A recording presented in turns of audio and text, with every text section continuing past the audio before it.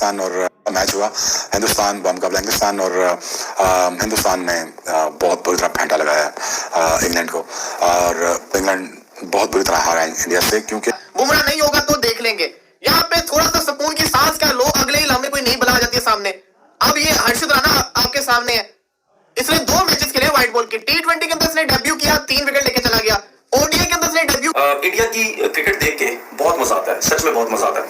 मुझे कभी कभार ऐसा लगता है कि जो पाकिस्तान क्रिकेट के जो हालात, सियासत, सिस्टम है ना, कभी कभी ऐसा दिल करता है कि इस क्रिकेट के ऊपर कोई पाकिस्तान की क्रिकेट पे कभी बात नहीं करनी चाहिए, सिर्फ इंडियन क्रिकेट के ऊपर बात करनी चाहिए। जिस तरीके किस कुछ की परवाह है कि जब आप इतने बड़े मार्जिन से जीत रहे हो, इतने अच्छे रन रेट से जीत रहे हो, इस तरह से बैंड बजा रहे हो, इस तरह से फेंटा लगा रहे हो इंग्लैंड का, वूज केयर यार, किसी को परवाह ही नहीं है। वन साइडेड डोमिनेटेड मतलब क्या वजह कि इंग्लैंड बार बार कोलैप्स कर जाता है? आपको क्या लगता है क्यों ये बार बार टीम जो है वो लेट हो जाती है जो ही ये सब कॉन्टिनेंट में आती है? इंडिया ना ये मैच जीता कम है, इंग्लैंड वाले ये मैच हारे ज्यादा है।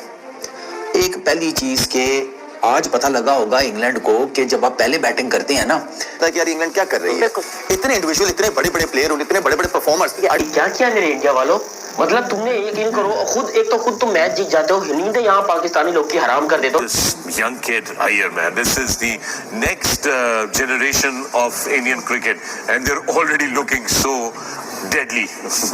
How do we go about tackling? तो भारत की बहुत बड़ी वजह यह है कि उनके पास एक तो वैरायटी है बॉलिंग अटैक की, और जो भी बॉलर आता है वो डिफेंसिव मोड में नहीं आता है, वो विकेट लेता है, चाहे वो स्पिनर हो या फास्ट बॉलर हो। तो इंग्लैंड के पास जो थी वो एक ऑलराउंड एबिलिटी थी, स्पेशलिस्ट उनके 2 थे या एक आधा था, वो जैसे जो रूट है वो लेके जाते हैं इनिंग्स को आगे।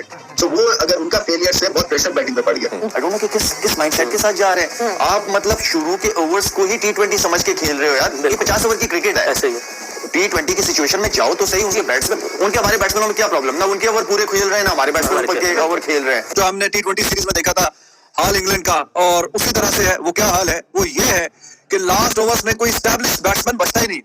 अभी 5-7 ओवर रहते हैं, 8 ओवर रहते हैं, तो उनके सारे के सारे जो मेन बैट्समैन हैं वो आउट होके वापस चले जाते हैं, और ये कहानी है।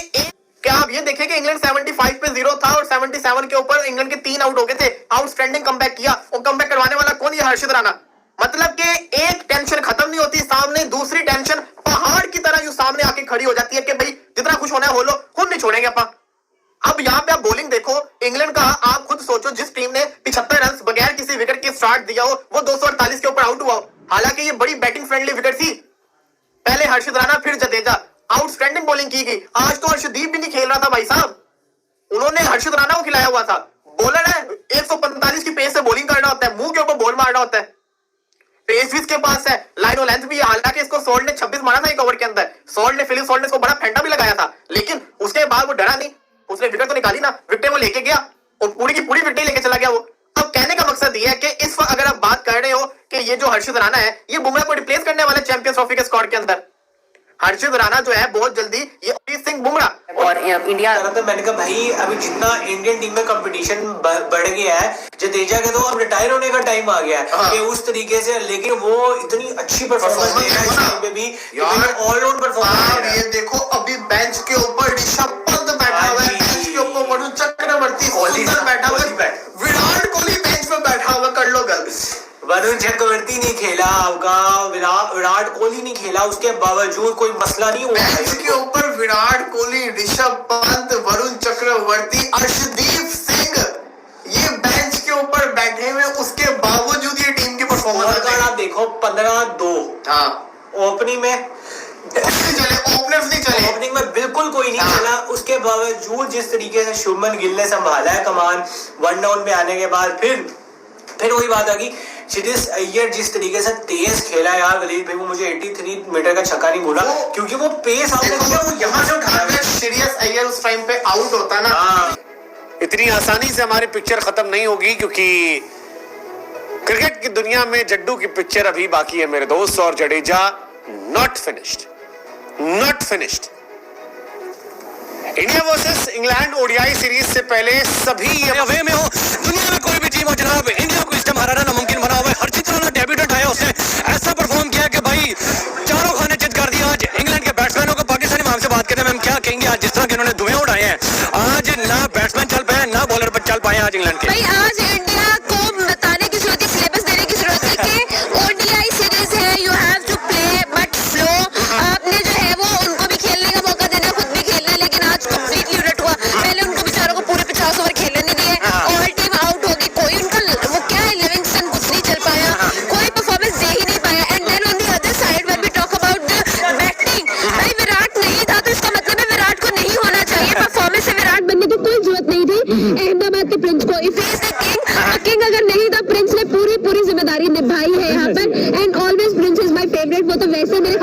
दादा है और है ना इसका ये she is my best friend, she knows कि मेरे तो भाई फोन के वॉलपेपर्स में भी शुभमन गिल नजर आता है, झलक रहा था। बड़ा तगड़ा परफॉर्म किया उसने और भाई कमाल परफॉर्मेंस दिया आज, तो he was the star of the show. और मैं तो भाई आज बहुत ज्यादा खुश हुआ है, तो मुझे बहुत सुकून की नींद आएगी क्योंकि हार्दिक आएंगे तो मारेंगे। तिलक वर्मा वाला इंसिडेंट आप लोगों को याद ही होगा, वेस्ट इंडीज में क्या हुआ था, तिलक वर्मा के साथ यही तो हुआ था ना।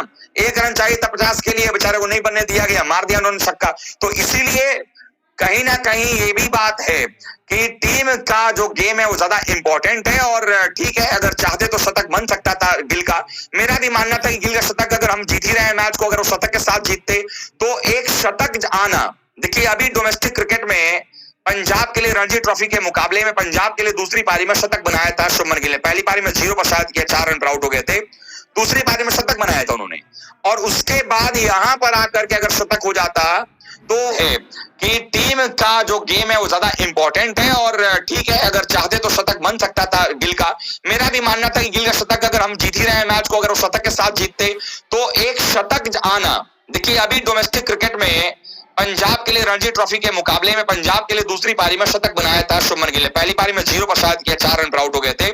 आज उन्होंने बल्लेबाजी बड़ी कमाल की आज पूरे मैच के दौरान अगर मैं बताऊं आपको, तो मैंने एक चीज देखा शुभमन गिल की बल्लेबाजी के अंदर में, चाहे वो पेसर हो चाहे वो स्पिनर हो, सबने आकर के जो है वो बेहतर तरीके से उनके सबके खिलाफ उन्होंने खेला है और किसी को मौका नहीं दिया। जो हम कहते हैं चांसलेस इनिंग खेलना, वो चांसलेस इनिंग जो है वो खेला है शुभमन गिल ने।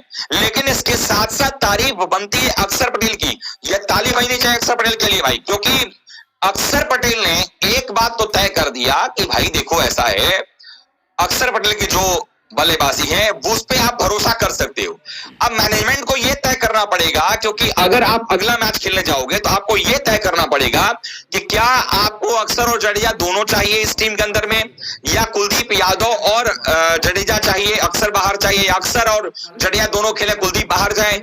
क्योंकि कहीं ना कहीं आपने एक सडन एक फैसला किया कि वरुण चक्रवर्ती को आप टीम में लेकर के आए हो, लेकिन पहला मैच वो खेले नहीं है। 2 मैच बचते हैं और 11 तारीख आपका लास्ट है, यानी कि जो तीसरा मैच होगा वो 12 तारीख को होगा। और अगर आप ये तय नहीं कर पा रहे हो इस बात का कि वरुण चक्रवर्ती को आप टीम में रखना चाहते हो चैंपियंस ट्रॉफी का कि नहीं रखना चाहते हो, और रखना चाहते हो अगर, तो आप अगले मैच में उनको खिलाओगे, तो एक तो वो आएंगे, किसकी जगह पर आएंगे ये फैसला करना पड़ेगा। दूसरी बात यहाँ पर ये हो जाती है कि आपके टीम के अंदर में पेसर आप 2 के साथ बनते हैं, और रोहित शर्मा के बाद विराट कोहली के बाद आप देखें कि ये प्लेयर्स शुभमन गिल, श्रेयस अय्यर है, तो ये गैप नहीं आने देंगे, क्योंकि सिस्टम के साथ प्लेयर्स लेके आते हैं। और फुल क्रेडिट देना चाहिए इनके सिस्टम को जो लेके आते हैं डोमेस्टिक क्रिकेट से आईपीएल में, फिर डोमेस्टिक पूरा मिच्योर करके लाते हैं, तो इसलिए बड़ी बड़ी परफॉर्मेंस नजर आती है। ये होती है बैटिंग। अब पाकिस्तान के पास इस तरह के प्लेयर क्यों नहीं है? और पाकिस्तान के पास इस तरह के प्लेयर क्यों नहीं है? मेरा घंटा तो कह रहा था कि जी मैं वनडे का नंबर मान लूं, मैं जी ये हूं, मैं जी हूं, और गा दिया शुभमन गिल ने तेरे, और मेरे घंटे का जनाजा पढ़ दिया शुभमन गिल ने। शुभमन गिल ने बता दिया कि मेरी जान अपने लिए खेलते हैं। अय्यर ने ये बता दिया कि इंडिया के पास मेरे से बेहतर 4 नंबर का कोई प्लेयर इस टाइम शामिल नहीं है।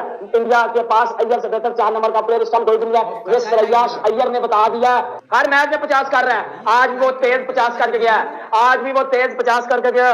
और मेरा घंटा क्या करता है? शुभमन गिल वनडे में 50 करता है 35 बालों पे।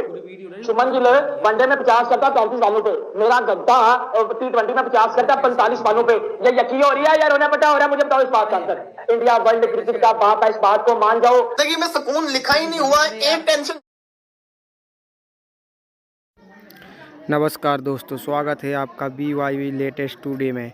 जैसा कि आप लोगों को पता है कि आज इंडिया और इंग्लैंड का फर्स्ट ODI मैच था, जिसमें इंडिया ने इंग्लैंड को बड़ी पूरी तरीक़ा से पेला है।